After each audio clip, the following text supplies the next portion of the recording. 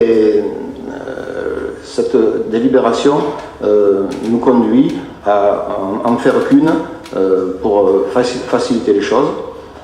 Une part donc, qui est fixe, appelée IFSE, et puis après le CIA, qui n'est pas encore appliquée et qui sera une part variable.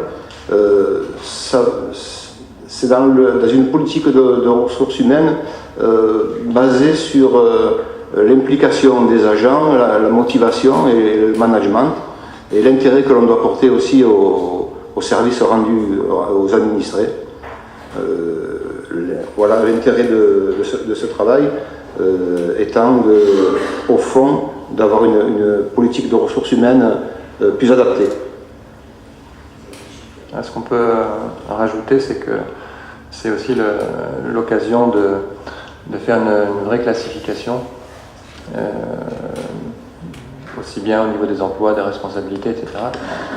Et j'en profite aussi pour dire qu'il y a un travail qui a été effectué depuis 2014 dans des conditions qui sont pas faciles pour les raisons que vous connaissez. Et notamment, je pense que il y avait un organigramme qui n'était pas adapté avec une trentaine de services. Et actuellement, donc, il y a 9 pôles pour lesquels il n'y a pas, pour tous les pôles, encore de chef de pôle au niveau des fonctionnaires, mais c'est une rationalisation donc, qui est en route depuis déjà fin 2014, et sous l'impulsion notamment du DGS actuel et de son adjointe, que j'en profite pour remercier également. Je peux rajouter quelque chose sur la question que vous m'avez posée? Oui. Notamment concernant les classifications et les objectifs d'une classification. La finalité d'une classification, c'est d'analyser les emplois en termes de responsabilité, les hiérarchiser et les classer. Substituer à une approche intuitive une comparaison mesurée par la valeur des emplois, outiller la gestion pour orienter les décisions de management et de gestion des ressources humaines, et définir le système de rémunération. Ça, c'est la finalité d'une classification, et l'objectif, c'est les structures ont besoin de positionner relativement les postes les uns par rapport aux autres au regard de leurs responsabilités. L'évolution du système de classification doit permettre d'articuler de manière plus lisible le positionnement des emplois dans les grilles, les responsabilités exercées, le niveau de rémunération minimale et des perspectives d'évolution offertes. Ce travail de classification des postes demandera du temps et une méthodologie spécifique, tandis que le CIA sera appliqué, c'est-à-dire versé dès lors que l'on aura engagé des marges financières pour mieux rémunérer les agents. Et je profite de l'occasion qui m'est donnée pour saluer le travail qui a été fait en matière de GRH depuis 2014, avec une réorganisation des services qui s'inscrit dans un souci de rationalisation de la structure. Je vous rappelle que la commune était dotée d'un organigramme en râteau, avec plus de 30 services rattachés directement au directeur général des services. Cette organisation ne pouvait générer que des doublons d'emploi au sein de chaque service, exemple un agent qui s'occupe de comptabilité dans la quasi-totalité des services, alors qu'une mutualisation au niveau d'une direction permet de gagner des postes et de les redéployer où les besoins se font sentir. Voilà, je trouve que cette décision a été une bonne chose, le regroupement des services au sein de 9 directions afin de donner un caractère plus homogène et rationnel à la structure. Et je voulais saluer le travail qui a été fait aussi dans ce sens par le DGS.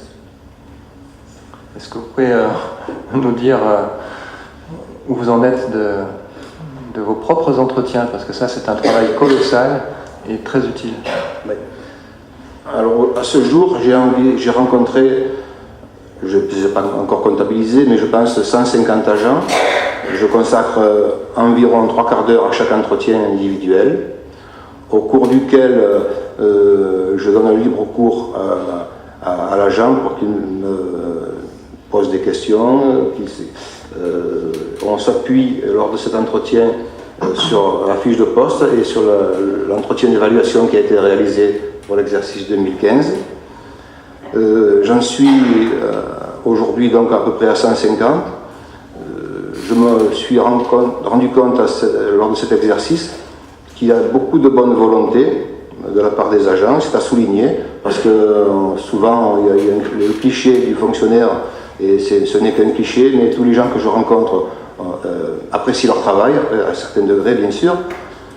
Je peux dire aussi qu'on se rend bien compte que, mais ça c'est dans toutes les sociétés humaines, il y a un manque de reconnaissance, c'est quelque chose qui est difficile à réparer, mais on doit pouvoir y arriver. On a une politique de ressources humaines adaptée, je dirais, à la société actuelle aussi, telle qu'elle est, parce qu'elle est difficile. Bien souvent, on parle des risques psychosociaux, les problèmes que rencontrent les gens, véritablement démarrent souvent dans la vie privée, mais atterrissent au bout du compte dans la vie professionnelle. Et nous avons, et c'est notre devoir, de les aider malgré tout, afin qu'il y ait une meilleure ambiance et que le travail soit mieux accompli. Ce que je remarque aussi, en plus de la bonne volonté des gens et du manque de reconnaissance, c'est peut-être que nous avons aussi nous-mêmes à nous interroger sur notre mode de management. C'est quelque chose qui, à mon sens, est à revoir, à y réfléchir. Je ne dis pas que ce n'est pas fait aujourd'hui, mais je pense qu'il y a toujours mieux à faire, et notamment au niveau formation. Voilà à peu près ce que je pourrais dire concernant la question que vous venez de me poser. Merci. Madame Cercio. Ces quelques dernières minutes m'interpellent. Nous ne doutons pas un instant de votre bonne volonté, Monsieur Vivier, mais est-ce que c'est la mission de l'élu ou la mission normalement de l'agent DRH de faire tout ça? C'est une vraie question, je suis interpellée. C'est tout à fait complémentaire. Ce que je peux vous dire, c'est que en tant qu'élu, je connais la limite de l'élu, là où finit la mission de l'élu et où commence celle du fonctionnaire. De mon point de vue, l'élu doit apporter une plus-value. Donc ce que je fais, c'est un diagnostic. C'est un diagnostic.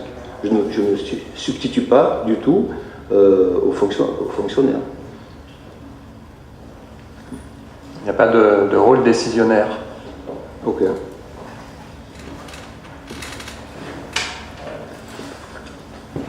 Pas d'autres questions?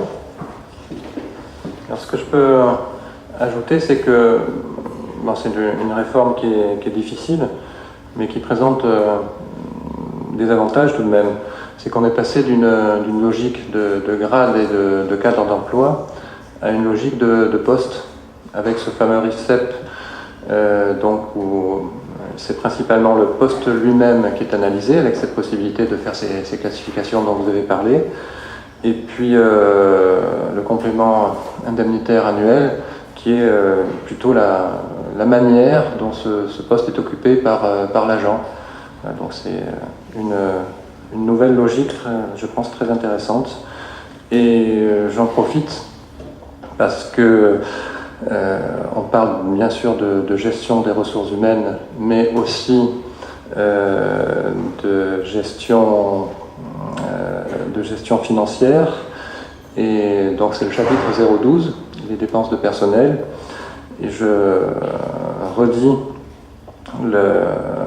la volonté que j'ai personnellement et qu'a la majorité municipale de faire au mieux. Donc on vient de l'expliquer en termes de rationalisation, d'efficacité, etc. Mais aussi de recruter le moins possible. On l'a fait dans quelques cas, bien entendu, direction adjointe des services juridiques, donc un recrutement tout à fait réussi. Mais voilà, donc il y a cette politique de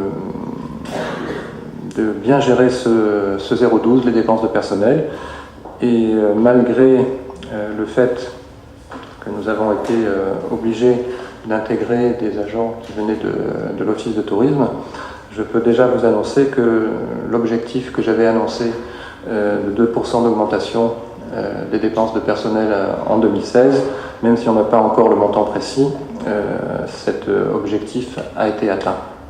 Voilà, donc ça reste pour nous un objectif important de maîtriser les dépenses de personnel, et je pense que c'est un objectif qui devrait en tout cas être ambitionné par l'ensemble des collectivités locales. Qui est contre? Qui s'abstient? Qui est pour? Alors, délibération numéro 22, Monsieur Vivier.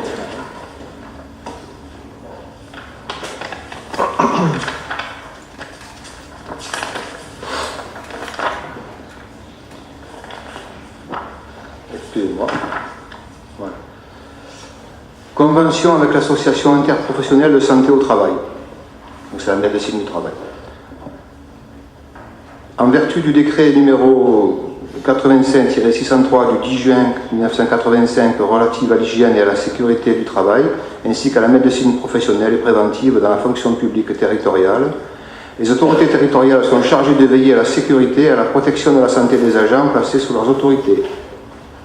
Outre cette obligation, ce décret impose que les collectivités disposent d'un service de médecine préventive dont les missions sont assurées par un ou plusieurs médecins appartenant soit au service créé par la collectivité, soit à un service commun à plusieurs collectivités auxquelles celles-ci ont adhéré, soit un service créé par le Centre de gestion de la fonction publique territoriale, soit à un service de médecine du travail inter-entreprise avec lequel la collectivité passe une convention, soit à un service de santé au travail en agriculture avec lequel la collectivité passe une convention. La quatrième possibilité répondant aux attentes de la collectivité de par la compétence reconnue de la IST et de la proximité des locaux de médecine préventive, il est proposé d'autoriser le maire à signer la convention avec la IST 83 pour le suivi médical des salariés de la collectivité et pour les actions de prévention menées au sein de la commune. Par conséquent, il est proposé à l'Assemblée d'adopter la convention jointe en annexe et d'autoriser M. le maire à signer tout document afférent à ce dossier. Pas de questions. Qui est contre? Qui s'abstient? Qui est pour? Alors, délibération numéro 23, c'est la dernière. Mise en œuvre de la dérogation au transfert de la compétence relative à la promotion du tourisme et à la gestion des offices de tourisme aux communautés de communes et aux communautés d'agglomération. Donc on en parlait un petit peu, je vous en ai un petit peu parlé tout à l'heure. La communauté d'agglomération s'est déjà prononcée donc sur le maintien des offices de tourisme de Bandol, Sanary et Saint-Cyr. Il fallait également que nous nous prononcions avant le 1er janvier 2017 pour conserver cette compétence. On attendait avec impatience de savoir ce qui allait se passer au niveau de la loi montagne, donc la loi de modernisation, de développement et de protection des territoires de montagne, qui concerne pas que les montagnes.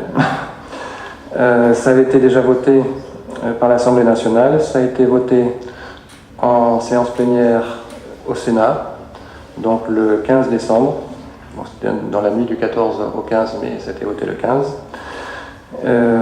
Et ça concernait donc les communes classées ou en cours de classement, donc Bandol était concerné. Et donc je vous demande de procéder à ce vote pour maintenir cette compétence promotion du tourisme, dont la création des offices de tourisme. Pas de questions? Qui est contre? Qui s'abstient? Qui est pour? Voilà, le conseil municipal est terminé et je souhaite un bon anniversaire à Marie-Claude. Et de joyeuses fêtes à tout le monde, bien sûr.